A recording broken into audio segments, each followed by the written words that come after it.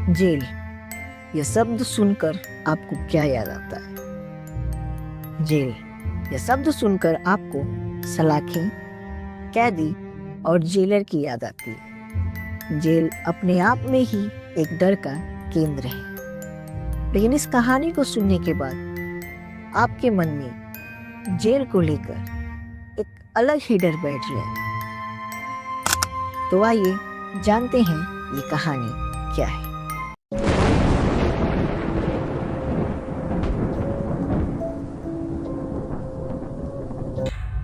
ये कहानी है रजत और उसके छोटे भाई की। रजत एक गांव में अपने माता पिता के साथ और अपने एक छोटे भाई के साथ रहता था। उस गांव में रजत के पिता की एक छोटी सी जमीन थी। अक्सर उस जमीन पर रजत के पिता और रजत का भाई खेती करते थे और रजत के चाचा भी उस जमीन के लिए हमेशा लड़ा करते थे।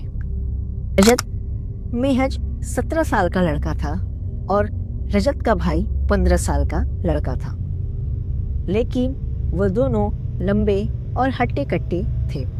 एक दिन रजत अपने खेतों में अपने भाई के साथ गाना सुनते हुए काम कर रहा था। तभी वहां पे रजत के चाचा उन दोनों से लड़ने आ जाते हैं। रजत भी जल्दीबाजी में अपने पिता को फोन कर वहां पे बुलाता है। तभी जब रजत के पिता वहां पहुंचते हैं तो उन दोनों में फिर से लड़ाई होने लगती है।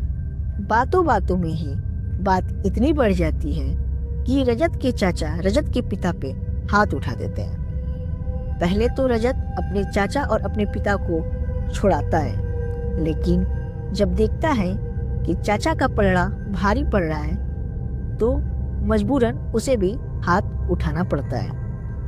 अभी रजत उन दोनों को शांत ही कर रहा होता है, तभी अचानक से रजत के भाई ने रजत के चाचा पे वार कर दिया फरसे से।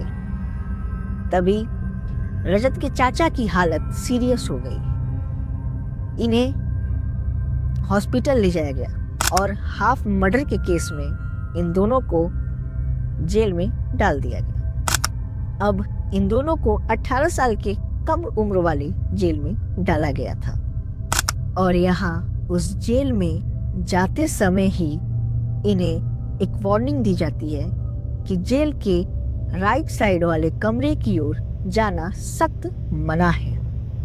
बट रजत इस बात पर गौर नहीं करता है। उसे लगता है कि उसके पिता उसे जल्द ही जेल से बेल करवा लेंगे और वो इस बात को सीरियस ज़्यादा ना लेते हुए आगे बढ़ जाता है अपने जेल के कमरे की ओर। उसे लगता है कि वो 2-3 दिन में ही छूट जाएगा। जिस कमरे में ये लोग थे उसी कमरे में 2 और बच्चे थे। एक का नाम दीपक था और एक का नाम बीकू।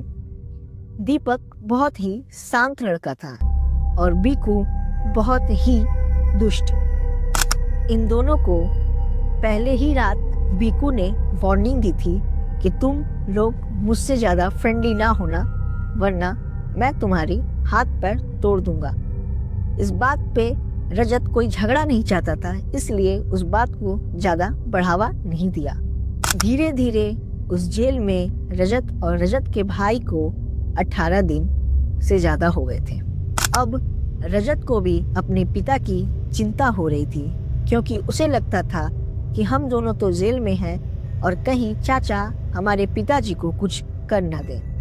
अक्सर जब भी रजत रात में सोता था तो उसे लगता था कि कोई जेल के कमरे की ओर से आता जाता है। उसे लगता था कि हो सके ये पुलिस है। एक दिन रजत ने एक पुलिस वाले से पूछा कि क्या आप लोग रात में घूमते हो जेल में? तो पुलिस वालों ने कहा नहीं, रात में यहाँ पे कोई भी पुलिस वाले नहीं रहते हैं। इस बात से रजत को बहुत ही अचंभा हुई, लेकिन उसने सोचा शायद ये पुलिस वाला मुझसे झूठ बोल रहा है और ज्यादा ध्यान ना देकर वहां से चला गया। एक रात करीबन वो उनकी 20वीं रात थी। वो अपने भाई को लेकर एक साइड सो रहा था। तभी बीकू ने सोचा कि इन दोनों को कैसे भगाया जाए। तभी बीकू ने कहा रजत और रजत के भाई और दीपक से कि राइट साइड वाले कमरे की ओर एक एग्जिट है और इसीलिए वहां पे कोई भी पुलिस वाले हम लोग को नहीं जाने देते हैं। पर बीकू को ये भी पता था कि राइट साइड वाले कमरे की ओर कोई भी एग्जिट नहीं है। वो जानबूझ के उन तीनों को फंसाना चाहता था ताकि वो अकेले उस कमरे में रहे और इन तीनों को वहां से हटाकर कहीं और शिफ्ट कर दिया जाए। चारों ने साथ मिलकर ये प्लान बनाया कि हम यहाँ से भागेंगे और रजत भी इसमें हामी इसलिए भरा क्योंकि उसे अपने पिता की टेंशन थी कि कहीं चाचा उसके पिता को कुछ कर न दे। उसने भी हाँ में हाँ मिला दिया। रजत को यह पता था कि बीकू यहाँ ज्यादा दिन से है इसलिए वो सच बोल रहा है, लेकिन बीकू की इच्छा कुछ और ही थी। अब किसी तरह बीकू ने चाबियां चुरा ली और अब करीबन वो 21वां रात था रजत और रजत के भाई का। धीरे धीरे शाम हुई और रात के 11 बज गए। इन चारों की टेंशन भी अब बढ़ने लगी। बीकू ने किसी तरह अपने कमरे जो अपना जेल वाला कमरा था उसे खोला और अब यह चारों राइट साइड वाले कमरे की ओर बढ़े। तभी अचानक से किसी के आने की आहट मिली। यह चारों एक जगह छुप गए। जब वो आहट आनी कम हुई तब अब ये तीनों एक साथ चलने लगे। जब रजत ने ध्यान दिया तो ये देखा कि दीपक वहां नहीं था। दीपक वहां नहीं था तो रजत ने बीकू से ये सवाल किया कि दीपक कहाँ है। तो बीकू ने रजत को जवाब दिया शायद वो डर गया इसीलिए भाग गया है। तो रजत भी इस बात पे ध्यान नहीं दिया, उसे तो सिर्फ बाहर निकलना था। तो वो फिर राइट साइड कमरे की ओर ये तीनों चलने लगे। अब ये तीनों उस राइट साइड के कमरे के ठीक सामने थे। बीकू ने दरवाजा खोला और इन दोनों को कहा तुम दोनों जाओ एग्जिट खोजो और मैं बाहर रह के देखता हूँ कोई आ तो नहीं रहा। ये दोनों उसकी बात मानते हुए कमरे के अंदर चले गए और कोई खिड़की या कोई दरवाजा खोजने लगे। तभी बीकू कमरा बंद कर भाग जाता है। ये दोनों बिल्कुल डर जाते हैं। ये दोनों दरवाजे की ओर जाते हैं और उसे खोलने का प्रयास करते हैं और पकड़े ना जाने के डर से चिल्ला भी नहीं पाते हैं। तभी अचानक से कोई आहट मिलती है इन दोनों को किसी के आने की। ये दोनों फिर चुप हो जाते हैं। तभी वो आहट आनी बंद हो जाती है और अचानक से वो लॉक कमरा खुल जाता है। जैसे ही वो खुलता है रजत पहले निकलता है और जैसे ही रजत निकल जाता है तभी वो कमरा फिर से लॉक हो जाता है। अब रजत और डर जाता है और वो अपने भाई को निकालने के लिए उस दरवाजे को खोलने की कोशिश करता है, लेकिन दरवाजा नहीं खुलता। वो चीख भी नहीं पाता है, वो चिल्ला भी इसलिए नहीं पाता है कि कहीं हम लोग पकड़े ना जाए। इसलिए रजत अपने भाई को बोलता है तू रुक, मैं बीकू से चाबी लेके आता हूँ। तो उसका भाई कहता है ठीक है। ये बीकू की ओर दौड़ता है। जब ये बीकू की ओर दौड़ता है तब जहां पे ये चारों पहली बार छुपे थे वहीं पर देखता है दीपक बैठा हुआ है। जो लड़का बिल्कुल शांत था वो अपने आप से ही बात कर रहा होता है। तो रजत दीपक के पास जाता है और पूछता है कि बीकू कहाँ है। तो दीपक बोलता है मर गया साला। ये बात सुनकर रजत बोलता है, मजाक मत करो, मेरा भाई उस कमरे में बंद है, मुझे बीकू से मिलना है, बताओ बीकू कहाँ है। तो दीपक लेफ्ट साइड अपना हाथ उठाते हुए इशारा करता है। रजत फिर दौड़ते हुए अपने जेल वाले कमरे की ओर दौड़ता है, मतलब दौड़ते हुए अपनी जेल वाली कमरे की ओर जाता है। तो वहां देखता है बीकू सोया हुआ है पीठ बगल। जब ये उसे जगाता है तो वो कोई आंसर नहीं दे रहा होता है। ये फिर उसे जगाता है लेकिन कोई आंसर नहीं देता है। ये जब उसे पलटता है तो वो देखता है कि इसका पूरा शरीर, बीकू का पूरा शरीर नीला हो चुका है और गले पे गहरा निशान है। वो ये देखकर डर जाता है, बीकू वहीं पर मर चुका होता है। वो तुरंत भागता है और अपने भाई की ओर जाता है, क्योंकि उसे उस चीज को देखकर इतना डर लग गया था कि वो अपने भाई के ओर फिर से दौड़ता है। दौड़ते दौड़ते वो पहुंचता है और अब पकड़े जाने का ना डर होकर उसके भाई का डर था कि उसे कुछ हो ना जाए, इसलिए वो चीखता है, चिल्लाता है, उस दरवाजे को खोलने की कोशिश करता है। लेकिन मानो कि उसकी आवाज कोई नहीं सुन रहा हो, उसकी आवाज को कोई भी नहीं सुन पा रहा हो। वो बहुत कोशिश करता है लेकिन वो दरवाजा नहीं खुलता है। तभी जैसे ही वो पलटता है तो दीपक वहां पे खड़ा रहता है।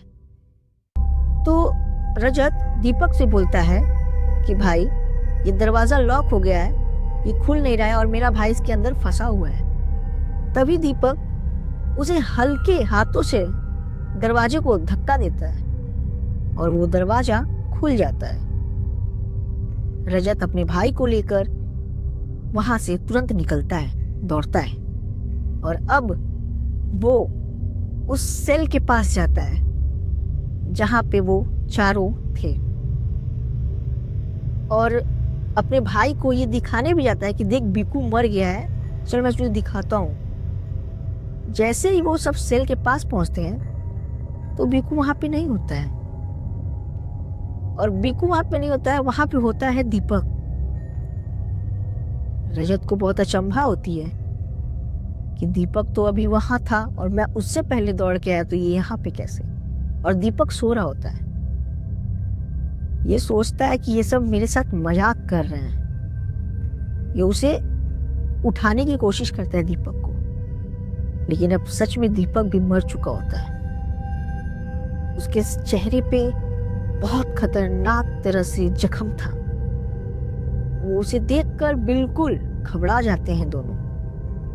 वो दोनों अब पुलिस को ढूंढने लगते हैं। वो दोनों सेल के बाहर थे और दौड़ने लगते हैं इधर उधर।